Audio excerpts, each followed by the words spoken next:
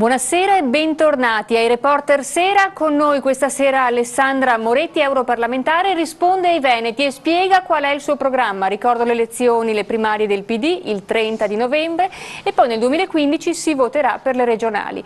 Continuiamo questa sera e abbiamo i nostri veneti in studio che porgono le loro domande. Oggi giornata mondiale dell'infanzia, per cui parliamo dei bambini. Prego, abbiamo qui con noi l'Unicef. Buonasera, sono Rinalda Montani, Presidente del Comitato di Padova.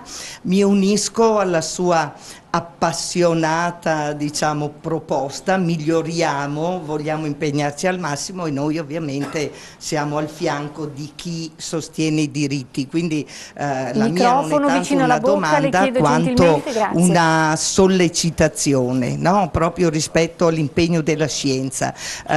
Oggi sarebbe la festa di tutti i bambini del mondo, però nonostante i 25 anni della Convenzione alcuni bambini non sono felici, però il rapporto internazionale sulla condizione dell'infanzia e dell'adolescenza che è stato oggi diffuso ha un titolo che direi le dovrebbe portar bene, perché è un titolo proiettato al futuro e si esprime così: immaginare il futuro, l'innovazione per tutti i bambini. Partiamo dall'innovazione, come si diceva prima, partiamo dal contributo della scienza, ma ricordiamoci che come controaltari abbiamo anche un rapporto Unicef, Istituto degli Innocenti, che ha come titolo I figli della recessione. Siamo ritornati a cifre per quanto riguarda la povertà infantile, direi povertà a livello di alimentazione, di sostentamento, ma a volte anche povertà culturale. Siamo retrocessi quasi di 8 anni. Una responsabilità importantissima e l'invito a tutti noi di partire dai diritti. Penso che lei, come ha detto prima, si impegnerà al massimo per questo e noi siamo al suo fianco. Grazie. Prego, Renata per questa opportunità che mi dà. Io mi sono occupata per 5 anni di scuola e di educazione a Vicenza, e quindi dai nidi alle scuole dell'infanzia alla scuola primaria, una grande attenzione ai nostri figli, perché dobbiamo garantire loro un futuro sereno, pieno di fiducia, ma anche un presente. Dobbiamo garantire loro delle città vivibili e dei servizi alle famiglie qualificati. Io ritengo che se in una città e in una regione stanno bene bambini e anziani, vuol dire che il livello di civiltà di quella regione è un livello alto, vuol dire che siamo riusciti a raggiungere un traguardo importante. Purtroppo oggi non è così. Il sociale viene quasi azzerato. I fondi per il sociale, per gli anziani, per l'infanzia, per l'adolescenza viene quasi azzerato. Vengono azzerati quindi i servizi alle famiglie e in particolare vengono azzerati i servizi ai più deboli, che si devono arrangiare. Quindi per me è molto importante stasera lanciare anche un messaggio di gratitudine vera per chi nel volontariato, nell'associazionismo si occupa ancora degli altri gratuitamente, facendosi carico di compiti che sarebbero delle istituzioni e che le istituzioni non riescono più a dare. I comuni non ce la fanno perché non hanno fondi e la regione purtroppo non fa le scelte. Cioè non sceglie che in un momento di grave crisi economica noi non possiamo tagliare nei servizi educativi e nei servizi alle famiglie e agli anziani, come purtroppo la regione sta facendo. Allora noi dobbiamo dare un grande messaggio, che è questo: quando in una famiglia ci sono pochi soldi, quando in una famiglia diminuiscono le risorse, papà e mamma insieme a tutti decidono quali sono le priorità. Allora io credo che noi dobbiamo iniziare a ripensare quali sono le priorità. E una delle priorità non possono che essere i bambini, perché nelle condizioni in cui aumenta purtroppo la povertà, i primi a farne ovviamente le conseguenze sono appunto i minorenni. E guardate che ci sono casi molto frequenti di minori in difficoltà che vanno sostenuti attraverso servizi adeguati e qualificati. Non possiamo lasciare tutto ai comuni, non possiamo lasciare tutto alle associazioni, dobbiamo dare loro una mano. Grazie, veramente. Grazie della risposta, visto che stiamo parlando di bambini.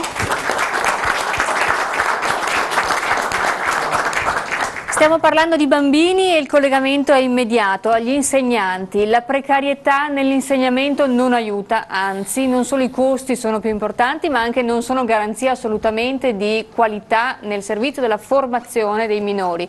Abbiamo degli insegnanti, prego, con chi parliamo? Allora, Marilena Formilan, io sono un'insegnante precaria, parlo a nome del coordinamento precari della FLC CGIL di Padova. Parliamo intanto in senso generale e poi andiamo nello specifico. Noi contestiamo un provvedimento che secondo la vostra opinione ci dovrebbe favorire. Io parlo della buona scuola, se ne è parlato, si continua a parlare molto di questo, che porterebbe al reclutamento di una cifra molto importante, 150.000 precari. Ma vengono imposte delle condizioni veramente inaccettabili. Innanzitutto viene soppressa una contrattazione sindacale, aumenta a dismisura il potere dirigenziale, limitando poi tutto il processo della didattica, quindi la libertà di insegnamento. Si chiede poi una mobilità che a fronte di un livello stipendiale di cui conosciamo le cifre ci sarebbe veramente di ostacolo, sarebbe veramente un grosso problema e sicuramente non sarebbe favorente un'occupazione. Perché si riferisce ad una mobilità non retribuita, comprensiva nello stipendio già previsto, quindi che ci sia una mobilità allo stipendio territoriale, certo. Quindi molto aperta, molto complicata, flessibile. molto complicata.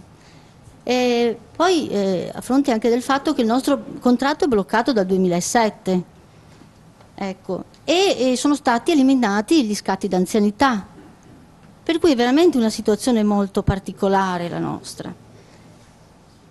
Ieri ho visto che è stato approvato, parlando della Regione Veneto, quindi, è stato approvato uno stanziamento di 42 milioni per le scuole paritarie. Lascio a voi un po' il commento di questo. Vi dico solo una cosa, che la situazione attuale delle scuole è talmente precaria che dobbiamo persino portare da casa gli oggetti per l'igiene personale.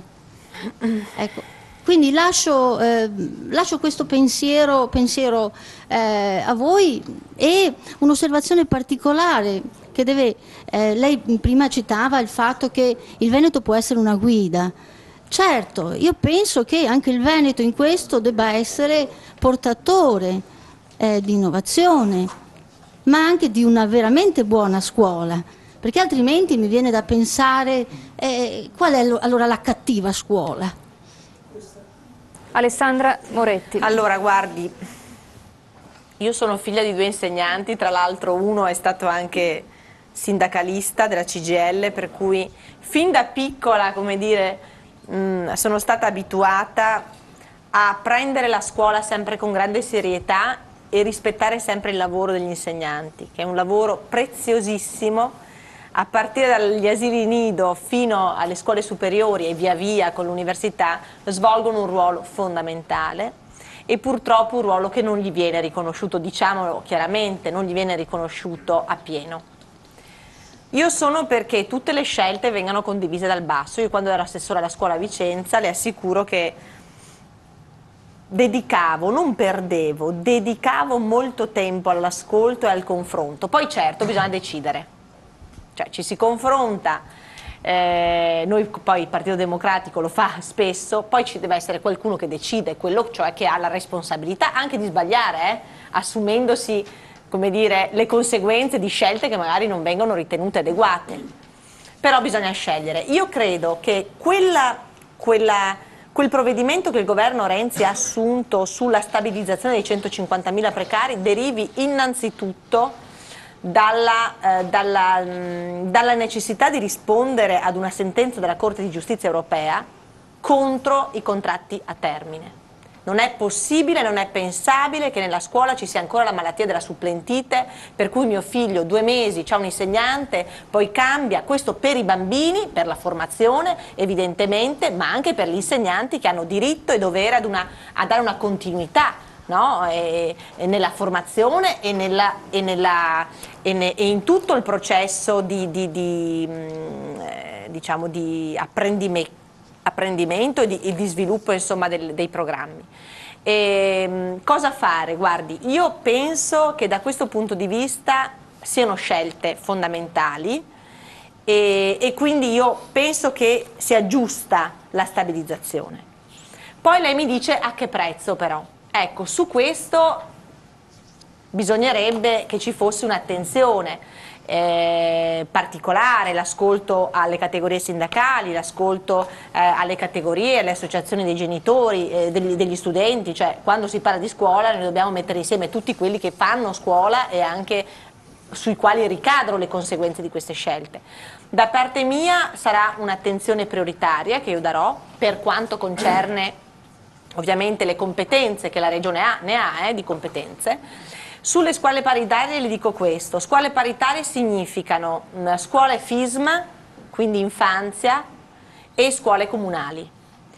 Guardate, le scuole paritarie in Veneto danno il 70% dei servizi alle famiglie, non possiamo non tenerne conto e sono servizi dati diciamo con modalità buone e soprattutto con dei costi inferiori. Ovviamente quelli che ci fanno le spese sono gli insegnanti sempre, attenzione, perché poi è la categoria insegnanti che fa le spese di tutto.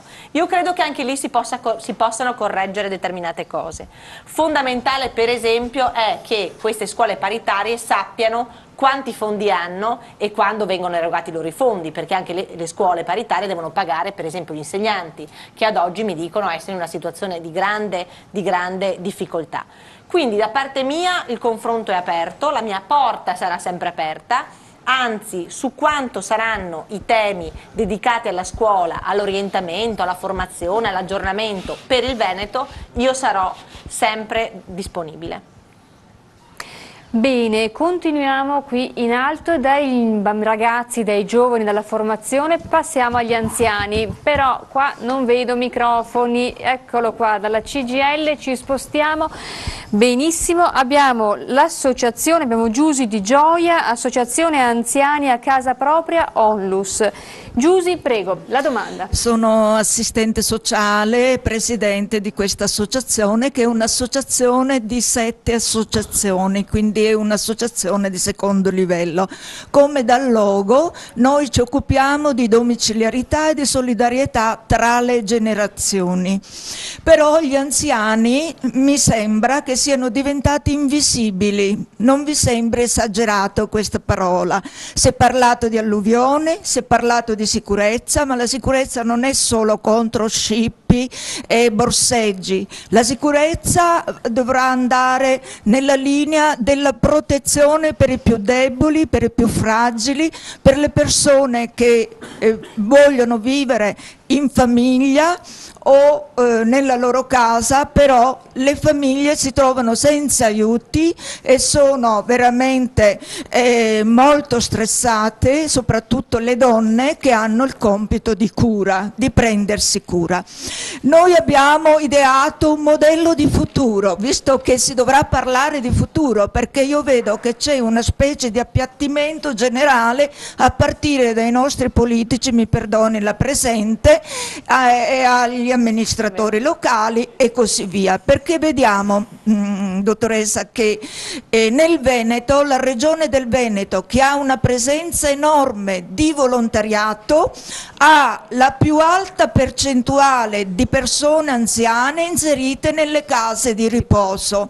Le case di riposo costano moltissimo e adesso, con l'aumento della percentuale delle persone anziane, il futuro non potrà più, diciamo, mantenere queste strutture così massicce, così isolate e anche così costose. Pensi, poi vado subito alla domanda, che a Padova, che è detta la città dei grandi dottori, io non so come i politici, come gli amministratori abbiano consentito che ci siano case di riposo, oggi si chiamano centri di servizi residenziali, ci siano queste case, queste realtà di 900 persone, di 600 persone, tutti collocati, addirittura un istituto è collocato in campagna, isolato in un deserto. Bene, noi abbiamo proposto la realizzazione di numerosi centri diurni territoriali non collegati alle case di riposo che diventano vivai per entrare di là. Eppure il piano di zona della ULSS 16, ho finito, praticamente predilige l'inserimento nelle case di riposo. I centri diurni non sono più aumentati. Noi proponiamo l'affido dell'anziano fragile o non autosufficiente e anche dell'adulto in difficoltà. Abbiamo anche creato, attraverso 3 esperti in diritto, una proposta di legge per l'affido dell'anziano e dell'adulto in difficoltà. Bene, dottoressa, questa proposta giace da 5-6 anni in Parlamento, giace nella regione e speriamo che prima della fine della legislatura, magari se lei ci aiuta anche un pochino, l'approvino, proprio perché, dico, gli anziani sono invisibili, ci si accorge di loro quando li troviamo dopo 3 mesi morti a casa, da soli, o quando li troviamo nel giro di un anno. A Padova sono stati 4 anziani che li abbiamo trovati morti dopo giorni. Allora nessuno si è accorto. Dov'è la protezione? Dove sono i servizi innovativi? Manca un progetto, una programmazione generale per le città, come per i bambini, per le famiglie, per gli anziani, e tutti dovremmo concorrere coordinati a collaborare pubblico-privato. Grazie. Grazie infinite, prego a lei la risposta. Il tema è senza dubbio caldo, richiederebbe un tempo anche più lungo. La signora affronta anche il tema della solidarietà tra le generazioni, no? Quindi chi fa politica ha il compito anche di lanciare dei messaggi educativi, dei messaggi etici, morali. Come facciamo a dimenticarci delle persone che ci hanno tanto aiutato? Lo dice una mamma, una donna molto impegnata, la quale senza i propri genitori, senza i nonni, quindi i miei genitori che oggi sono nonni, non riuscirebbe a fare quello che fa oggi.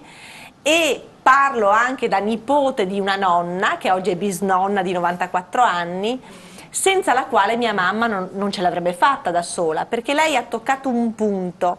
L'attività di cura oggi è ancora interamente sulle spalle delle donne. Guardo delle imprenditrici donne qui presenti, che però fanno le imprenditrici, ma sono anche mamme, compagne, mogli e figlie.